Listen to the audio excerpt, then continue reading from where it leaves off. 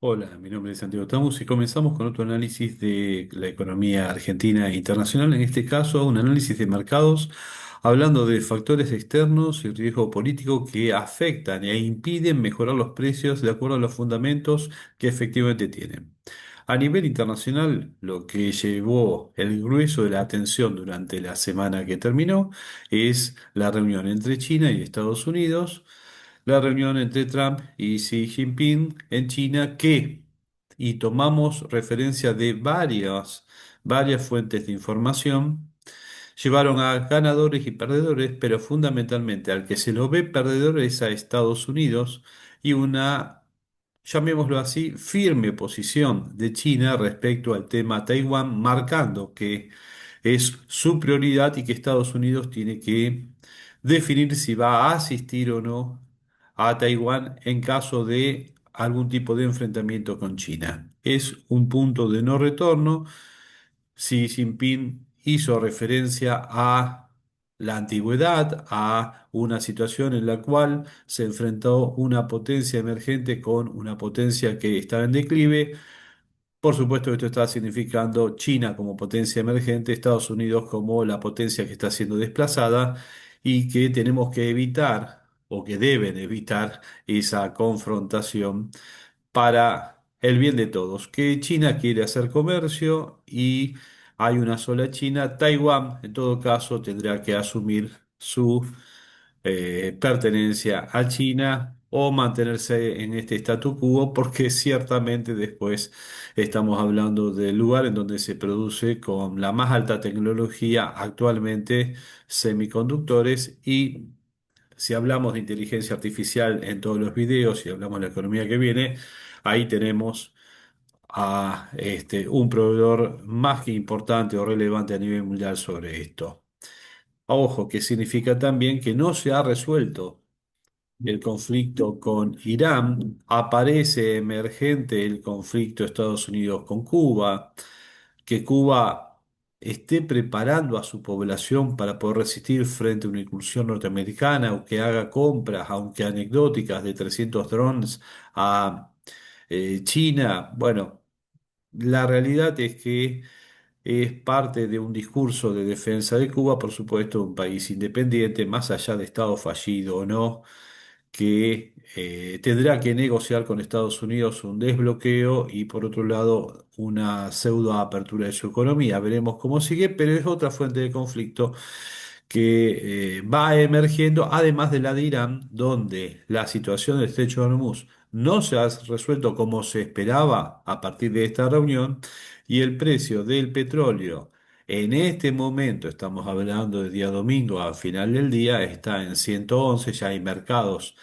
abriendo con una posibilidad de tener, y esto depende de noticias que pueden surgir en este mismo momento, o una mejora hacia abajo en el precio o una suba durante el día lunes, teniendo esto una repercusión sobre expectativas de inflación, expectativas de nivel de actividad económica y por supuesto entonces sobre el precio de las distintas empresas. Ahí uno dice, hay un factor externo que nosotros no podemos controlar de ninguna manera y que afecta el precio de nuestros activos con independencia de los fundamentos que ciertamente, si uno toma noticias estrictamente económicas que nos hayan cambiado la calificación hace una semana, es muy positivo.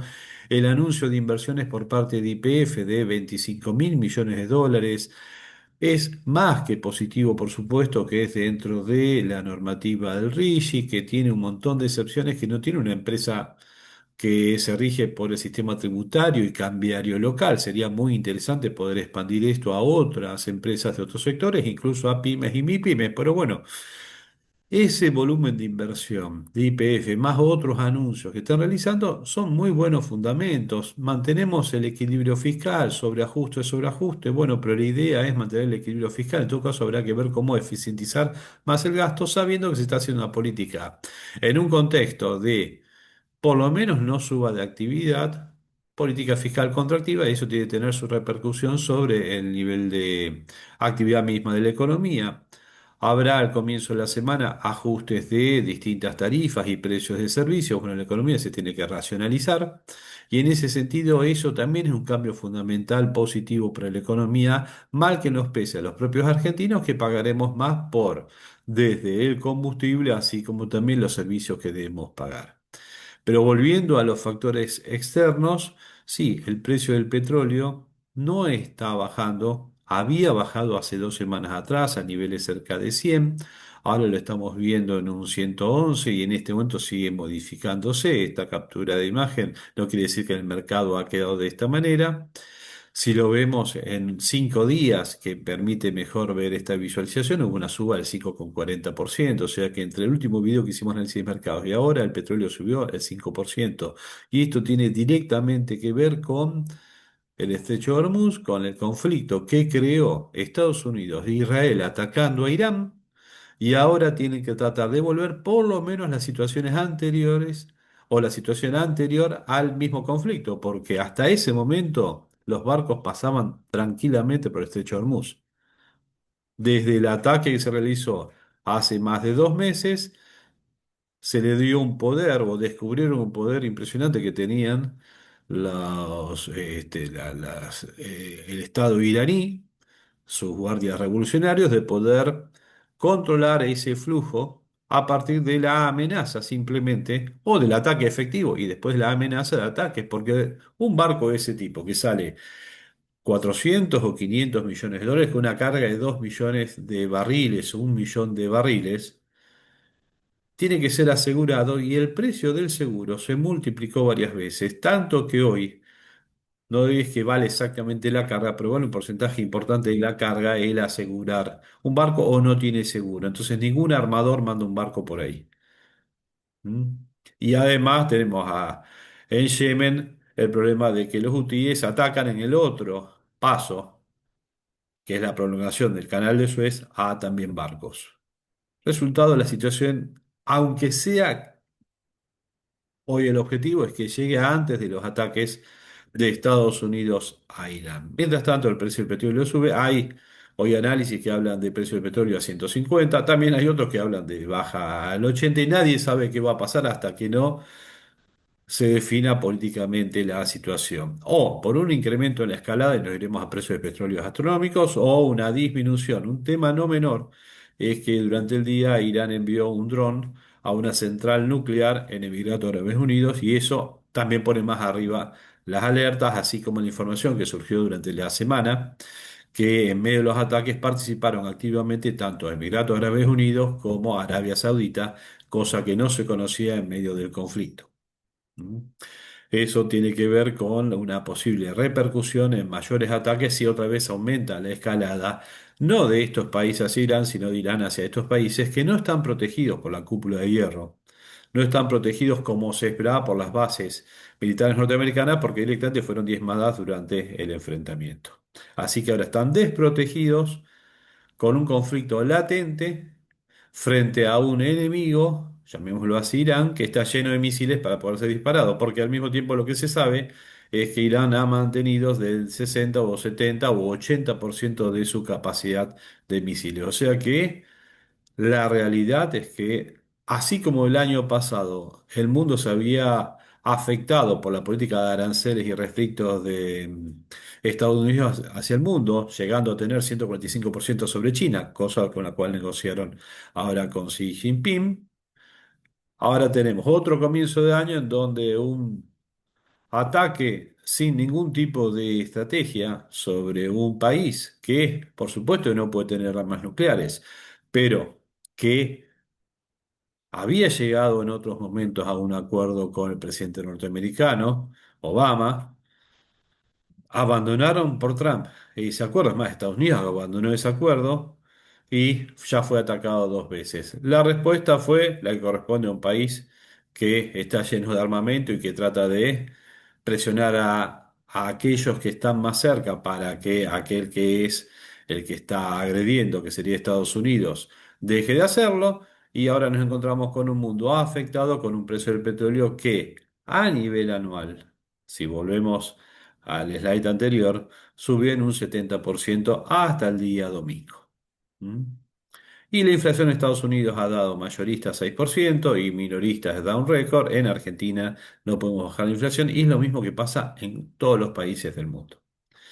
O sea que esos son factores exógenos que nos están afectando. Y después tenemos el riesgo político local como factor interno, donde tenemos un cúmulo de razones por las cuales este riesgo político está aumentando. Por un lado, el desgaste social y las expectativas. Las encuestas hablan de que muchos argentinos piensan que su situación estará peor en vez de mejor a futuro, y hay un cierto desgaste social sobre el ajuste. La repercusión del anuncio del lunes, mejor dicho, el anuncio no, directamente el decreto con la comunicación, que se bajaba 2,4 billones de pesos, o sea, un poco más de 1.800 millones de dólares, que si lo llevamos a términos de PBI es quizás el 0,25% del PBI, efecto multiplicador, medio punto de PBI de contracción, pero afectando desde Incucay o afectando a Malbrán, la verdad que genera más desgaste social. Por otro lado, tenemos un ciclo electoral y volatilidad, y ahí la oposición más firme, que es el justicialismo, se ocupa en cualquier medio donde se entrevista a algún tipo de representante del justicialismo con capacidad de tener algún tipo de gestión económica, desde la hija de Rossi hasta otros economistas, hablan de una reestructuración de deudas. Si yo quiero meterle riesgo a una economía, tengo que decir, yo soy el opositor que tiene posibilidades de ganar en las próximas elecciones frente al deterioro de la imagen presidencial, si esta situación se mantiene, y ¿saben qué voy a hacer? Apenas asuma, voy a reestructurar la deuda. Voluntariamente, no voluntariamente. Tenemos créditos por organismos supranacionales de cerca de 100 mil millones de dólares sumados entre todas las distintas fuentes. Ahí es donde primero se quiere apuntar. Sabemos que es deuda que tiene prioridad en pago al resto de la deuda. Este gobierno ha podido disminuir el peso de la deuda externa en términos, o deuda en moneda extranjera en términos de moneda de deuda en pesos. Es una estrategia que se ha seguido durante los últimos años, los años de gestión, pero igual tenemos una vulnerabilidad en lo que es deuda externa. Y si ya me están diciendo vamos a hacer esto, ¿qué nos queda con la deuda interna con ley argentina? Resultado, le voy a terminar generando en un punto, cuando ya no sea tan interesante el carry trade, un incremento en posicionamiento en dólares, un incremento en posicionamiento en activos que estén dolarizados como CDRs, por eso hablamos de los CDRs, y paulatinamente aumentará una presión sobre el tipo de cambio. Hoy estamos en una situación de, llamémoslo, estabilidad económica, una actividad que no crece en términos relativos muy importantes respecto al año pasado, con sectores muy ganadores, pero otros muy perdedores, y el argentino está comprando 2.000 millones de dólares de dólar ahorro.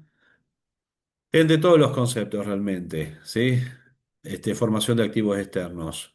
El año pasado llegamos a 5.000 o 6.000, lo hemos dicho otras veces. Si aumentan las importaciones, pero recupera la actividad y simultáneamente aumenta el posicionamiento en formación de activos externos de parte de los argentinos, el tipo de cambio va a tener que terminar subiendo porque no hay reservas para poder enfrentar. Además, una noticia que se ha difundido es que vence el swap con China, y un logro es que se ha bajado en forma muy importante el uso del swap por parte del gobierno argentino. Ahora, 18.000 millones de dólares, las reservas brutas, están contabilizados como ese swap con China. No se lo renueva en agosto, perfecto, me van a bajar 18.000 millones de dólares las reservas brutas, porque están contabilizados como tal, aunque no se estén utilizando. Es contable. Dicen nuestras reservas brutas de 46.000 millones, componente, me fijo, tengo esa parte. Puedo ser opositor o el peor de los oficialistas, tengo igual ese número ahí, es objetivo. Hacerlo desaparecer va a implicar una caída importante. Quizás la estrategia sea renovar y no utilizarlo. No se paga intereses salvo que se lo esté utilizando. Hoy el monto que se está tomando está por debajo de los 1.000 millones de dólares. Podemos ver de reemplazarlo por un swap con Estados Unidos. Habrá que ver la manera de no tener esa caída abrupta, porque en definitiva es una línea de crédito que tengo disponible en forma automática. Y ahí viene el tema de los frentes financieros y vencimientos. El frente financiero durante este año está de alguna manera acotado Vencimiento de julio, vencimiento ya comenzando el año 2027. El año que viene voy a tener vencimientos, puedo hacerte un rollover de deuda, pero tirándolos al 2028 y tendré que asumir que si no bajo el riesgo país, y ahora vamos a ver que terminó subiendo durante la semana, tendré que tirar deuda a periodos largos de tiempo a esa tasa y antes de los vencimientos rolearla. Lo que haría uno con créditos personales o con tarjetas de crédito. Si tengo la tarjeta y me están cobrando 150 anual y tengo el banco que me cobra un costo financiero del 100, es Drácula y Frankenstein, los dos son malos, pero prefiero tomar el crédito personal, cancelo la tarjeta y después cuando bajen las tasas de interés acceda a otro crédito más bajo, costo financiero total del 70, me saco el del 100. ¿Sí? Es gestión de pasivos. Y de esa manera iré bajando el costo financiero total de la economía argentina. Pero debo hacerlo en forma activa y anunciar esa estrategia y voy a tener una repercusión positiva sobre el riesgo país. Y ahí viene después lo último, el entorno institucional, más allá del global, en donde las reglas de juego hoy en Argentina y tienen esa duda de todos los factores políticos que están sucediendo y que afecta a lo institucional, reglas de juego, marco normativo, cumplimiento de las normas vigentes, y ahí aparece la marcha universitaria y un gobierno que, a pesar de tener que cumplir, no está cumpliendo con algo que en términos de gasto es ínfimo y que corresponde por ley. Pero bueno, el no respeto del marco institucional muestra que Argentina es la misma de siempre, donde las leyes no son cumplidas, donde los funcionarios de turno terminan enjuiciados en el próximo gobierno y donde la impunidad, por lo menos en el corto plazo, para romper reglas, para direccionar licitaciones, etcétera, se mantiene hasta que no estás en el poder. Eso le da mucho riesgo político también a la propia economía argentina. En ese sentido, el riesgo país terminó subiendo durante la semana. La semana estuvo a un riesgo país por debajo de los, mejor dicho, en la semana anterior por debajo de los 500 y después comenzó a subir y terminamos no en un monto tan extraordinario, pero 525. El tema es que nos alejamos de este valor. Disculpen, de 538, 525 era al día jueves. El Merval, y ya lo habíamos anticipado, que no es el mejor momento de posicionarse en el Merval. En todo caso, sí, en algunas acciones y tiene que ver con expectativas tanto de sus fundamentos como de la situación internacional, pero el Merval siguió bajando durante la semana. Ya desde abril, realmente el Merval tuvo un muy buen comportamiento durante enero, todo un ajuste hasta marzo, ahí tuvo la suba que tuvo que ver con el aumento del precio de las petroleras y la paz que vino después de marzo llevó a este ajuste y si vemos el Merval en conjunto tiene una baja YPF que debiera estar ajustando en forma positiva, que es dubitativa, hasta por buenos anuncios, tiene el problema de no ajustar sus precios de acuerdo al aumento del precio del petróleo. Se anunció esta semana un aumento del precio de los combustibles, pero que dista totalmente con esto y otra vez se mantiene 45 días la estabilidad de precios. Eso significa que me aumentan los costos, mi precio no aumenta al mismo ritmo, mi margen de utilidades baja y eso hace menos atractiva mi acción. No así como el caso de empresas como Vista, voy a pasar acá, esto es Vista Energy, este es un gráfico de análisis, como ven las estamos siguiendo desde hace tiempo y ha tenido una mejora, tocó un límite inferior de un canal ascendente y tuvo este rebote, nadie asegura que siga aumentando, pero tiene un margen interesante para subir, también como también puede tener algún tipo de ajuste. En términos tendenciales, la empresa ha tenido un comportamiento más que importante desde las elecciones del año pasado. Este gráfico viene desde las elecciones de octubre del año pasado, un gran salto, tocó un techo en canal ascendente y después se mantuvo durante todos estos meses dentro del canal, teniendo una evolución positiva más que importante y ganando a la mayoría de los distintos activos para aquellos que se posicionan en renta variable argentina. A nivel internacional, habíamos hablado de las empresas de tecnología como Nvidia, como Intel, como AMD. Bueno, tuvieron un ajuste durante la semana cuando en la reunión de Xi Jinping y Trump, los resultados que trascendieron no fueron los que se esperaban. Por eso es que tuvo un ajuste que la puede hacer más interesante porque nadie cambió del negocio de la inteligencia artificial. Este año va a ser el año de los agentes. El uso de inteligencia artificial se extiende en todos los niveles y se necesitan procesadores y ahí aparece Nvidia como aparece AMD, en donde un ajuste uno lo ve más como un movimiento dentro de un canal ascendente que el que se haya pinchado una burbuja. Pero bueno, nadie es dueño de la verdad hasta que suceden las cosas, así que unos tendrán activos en un lugar, otros en otro. Una cartera diversificada puede ser lo más racional en un contexto de alta incertidumbre, realmente siempre, pero en un contexto de alta incertidumbre, la liquidez es buenísima, la liquidez a tasa de interés. Ahí vuelvo a gráfico que había abandonado, bonos de Argentina en dólares, y no pienso que Argentina va a tener algún tipo de escenario de default o algo disruptivo. Bueno, la E38 tiene una tasa extraordinaria. También hay bonos provinciales como el BA37 en dólares que tiene una tasa superior al 10% y son bonos bastante interesantes. Después, si no tengo los globales.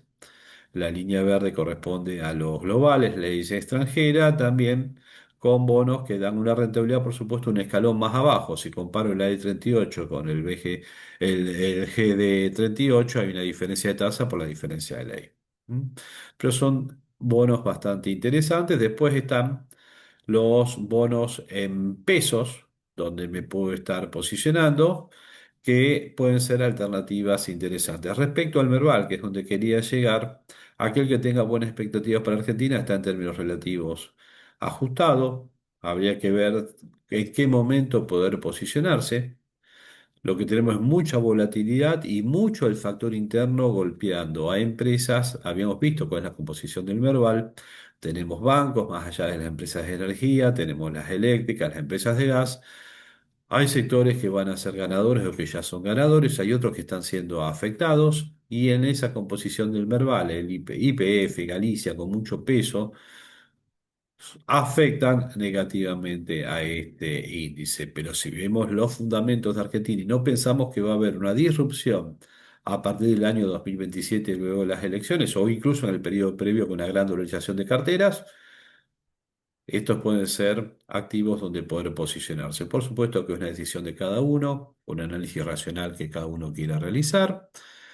Pronto anunciaremos cursos presenciales en Rosario y otra versión online sobre inversiones bursátiles que podrán ser tomados a partir de la página de consultorfinanciero.com.ar. Por email, cualquier duda o consulta o sugerencia, bienvenida sea a contacto@consultorfinanciero.com.ar.